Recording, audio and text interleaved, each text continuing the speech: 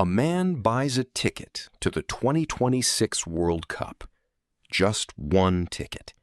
A few clicks, a credit card payment, done. Seems simple. But before he even packs his suitcase, something incredible has already happened. That single purchase has started a chain reaction involving airlines, hotels, sponsors, broadcasters, banks, advertisers, restaurants, transportation companies, and one of the most powerful organizations in sports. Everyone wants a piece of the money. And by the time the final whistle blows in 2026, the World Cup won't just be a football tournament. It will be one of the largest money-making events on Earth, a giant economic machine worth billions of dollars. The strange part? Most fans never see how it works. They see the goals, the trophies, the celebrations. But behind every match is a hidden business empire, moving money at an astonishing scale. So how does a football tournament become a multi-billion-dollar machine? And who actually gets rich? To answer that, we need to start with a simple question. Who owns the World Cup? Most people would probably say the host countries. After all, the matches are played there, the stadiums are there, the fans travel there. But the answer is much more surprising. The World Cup belongs to FIFA. Think of FIFA like the owner of the world's most valuable lemonade recipe. Every 4 years, billions of people want a taste. And FIFA controls the recipe, the logo, the branding, the broadcasting rights, the sponsorship deals, the tickets, almost everything. That means whenever the World Cup gets bigger, FIFA gets richer. And 2026 is not just bigger. It's the biggest World Cup ever. For decades, the tournament featured 32 national teams. In 2026, that number jumps to 48. At first, that sounds like a small change. Just a few more teams, right? Not exactly. Imagine a restaurant adding a few extra tables. Now imagine that restaurant suddenly adding half the city. More teams means more matches. More matches mean more tickets. More tickets mean more fans. More fans mean more hotel bookings, flights, food sales, sponsorship exposure, television viewers, and advertising revenue. The entire machine expands.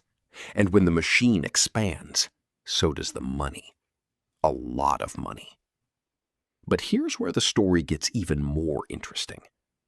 Unlike previous tournaments hosted by a single nation, the 2026 World Cup will be spread across 3 countries: the United States, Canada, and Mexico.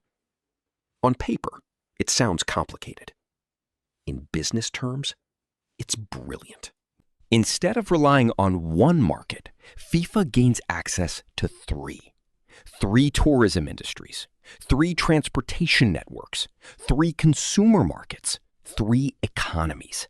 It's like opening 3 giant stores instead of 1. Suddenly, the potential audience becomes enormous. Now let's talk about television, because this is where the real money starts to appear. Imagine owning the rights to the biggest show on Earth.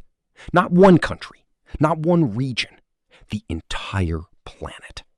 That's essentially what FIFA sells. Broadcasters around the world compete for the right to show World Cup matches, and they're willing to pay extraordinary amounts of money. Why? Because attention is valuable. Millions of viewers watching at the same moment is incredibly rare. Advertisers love that. A company might spend years trying to get customers to notice them. The World Cup delivers hundreds of millions of eyeballs in a single match. That's why television rights have become one of FIFA's biggest sources of income. But broadcasting is only one piece of the puzzle. Let's imagine you're a giant global company. You sell soft drinks, or sportswear, or technology. How do you put your brand in front of billions of people? Simple. Become a World Cup sponsor. That's why some of the world's biggest corporations fight for sponsorship deals. Their logos appear everywhere, around the stadium, on advertisements, during broadcasts, across social media. Every goal, every celebration, every highlight clip. The exposure is enormous, and exposure translates into sales. For many companies, the World Cup isn't an expense, it's an investment. Now let's leave the boardrooms and follow the fans. Imagine a supporter flying from Europe to watch their national team. They buy a plane ticket, they book a hotel, they pay for food, transportation, souvenirs, match tickets, tourist attractions. That money spreads through the economy like water flowing through a river. One fan spends hundreds, sometimes thousands. Now multiply that by millions of visitors. The numbers become staggering. Hotels fill up. Airports become busier. Restaurants stay packed. Taxi drivers work overtime. Local businesses suddenly experience a surge of customers. Entire cities can feel transformed.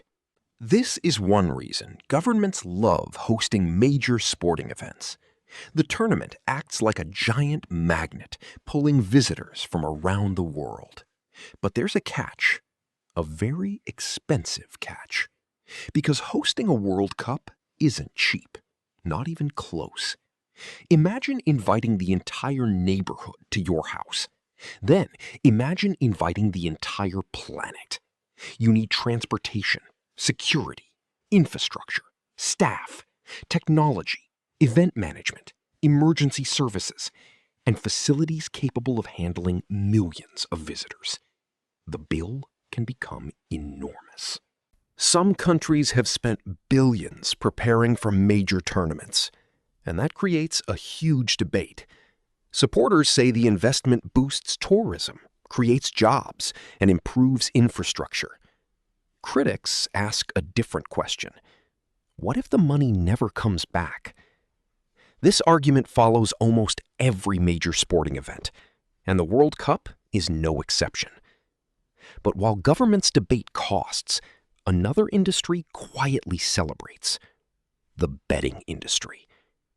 Every match creates predictions. Every prediction creates wagers.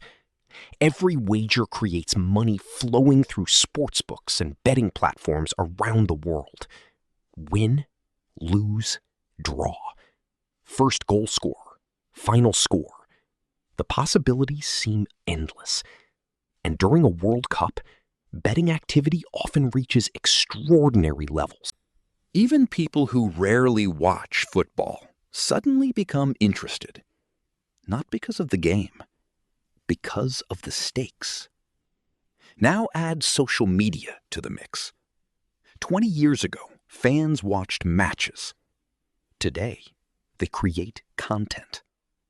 Memes, videos, reactions, predictions, highlights, discussions. Every moment becomes digital fuel. This attention creates another economy. Influencers, media companies, streaming platforms, advertising networks.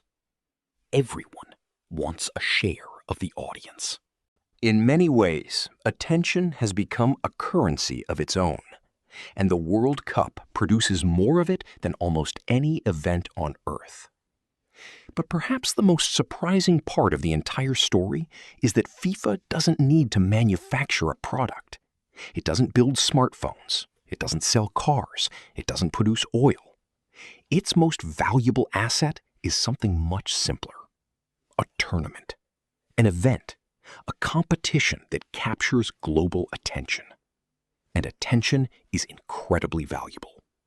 Because once you have attention, you can sell sponsorships, broadcast rights, advertising, tickets, licensing, merchandise, partnerships.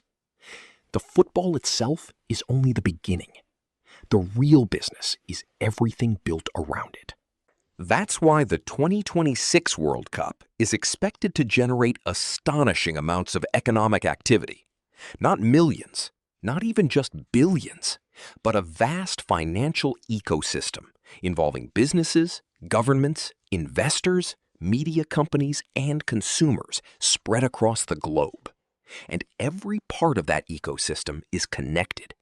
A fan buys a ticket, the airline benefits, the hotel benefits, the restaurant benefits, the sponsor benefits, the broadcaster benefits, the advertiser benefits, and FIFA benefits.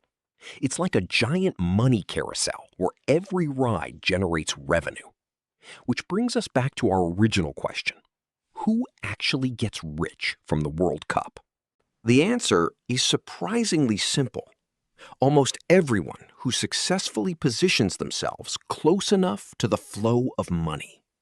The closer you are to the center, the bigger your share becomes. And at the very center sits FIFA, guarding the world's most valuable football tournament. Every 4 years, the machine starts again. Fans celebrate, nations compete, heroes are made, dreams are shattered. And behind it all, billions of dollars move through one of the most fascinating business empires ever created. The World Cup may look like a football tournament, but underneath the goals and trophies, it's something much bigger. A global business, a giant economic engine. And in 2026, that engine will be larger than ever before.